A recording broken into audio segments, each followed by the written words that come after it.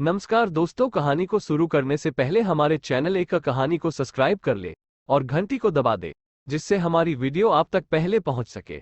आइए कहानी को शुरू करते हैं। बीरबल का बुद्धिमान दिमाग। बीरबल की बुद्धि और समस्या को भांप लेने की कला के कारण बादशाह उन्हें खूब पसंद करते थे। इसी कारण से दूसरे लोग बीरबल से उतना ही जलते थे।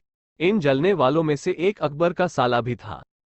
वो हमेशा से ही बीरबल को मिला हुआ खास स्थान लेना चाहता था। बादशाह जानते थे कि बीरबल जैसा कोई और नहीं हो सकता है। वो अपने साले को भी ये बात समझाने की कोशिश करते थे, लेकिन उनका साला हमेशा कहता था कि वो भी काफी बुद्धिमान है।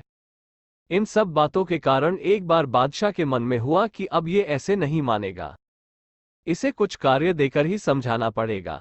तभी अकबर ने अपने साले से कहा कि तुम अपने दिमाग और सूझबूझ से इस कोयले की बोरी को सबसे ज्यादा लालची सेठ दमड़ी लाल को बेच कर आओ।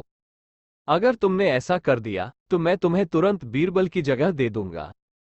ये बात सुनकर अकबर का साला हैरान हुआ, लेकिन उसे बीरबल की जगह चाहिए थी।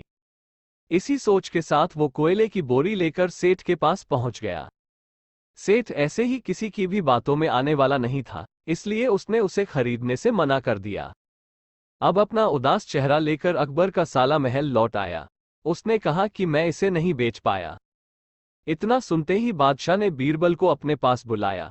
उन्होंने अपने साले के सामने ही बीरबल से कहा कि तुम्हें सेठ दमड़ी लाल को ये कोयले की बोरी बेचनी है। बादशाह का आदेश मिलने पर बीरबल ने कहा कि आप एक बोरी बेचने के लिए कह रहे हैं। मैं उस सेठ को एक कोयले का टुकड़ा ही 10,000 में बेच सकता हूं। ये बात सुनकर अकबर का साला दंग रह गया। अकबर ने कहा कि ठीक है, तुम एक ही कोयले का टुकड़ा बेच आओ। बादशाह का आदेश मिलते ही एक कोयले का टुकड़ा उठाकर बीरबल वहां से चले गए। उन्होंने सबसे पहले एक मलमल के कपड़े का कुर्ता अपने लिए सिलवाया।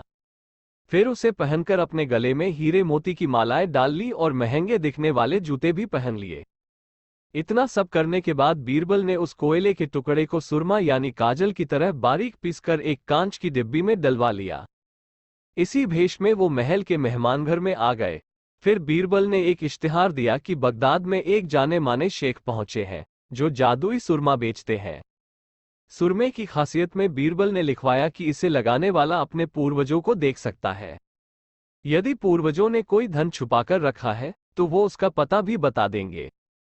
इस इश्तिहार के सामने आते ही पूरे नगर में बीरबल के शेख रूप और चमत्कारी सुरमे की ही बात होने लगी। सेठ दमड़ी लाल तक भी यह बात पहुंच गई। उसके मन में हुआ, जरूर मेरे पूर्वज ने धन गाड़ रखा होगा, मुझे तुरंत शेख से संपर्क करना चाहिए। इतना सोचकर दमड़ी लाल शेख बने बीरबल के पास पहुंचा। बीरबल ने जानबूझकर उन्हें पहचाना नहीं। सेठ ने शेख से कहा कि मुझे सुरमे की डिब्बी चाहिए। शेख ने जवाब दिया, बिल्कुल लीजिए, लेकिन एक डिब्बी की कीमत 10,000 रुपये है। सेठ काफी चालाक था।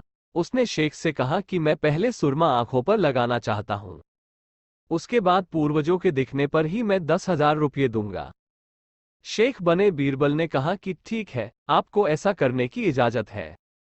बस आपको सुरमे की जांच करने के लिए चौराहे पर चलना होगा।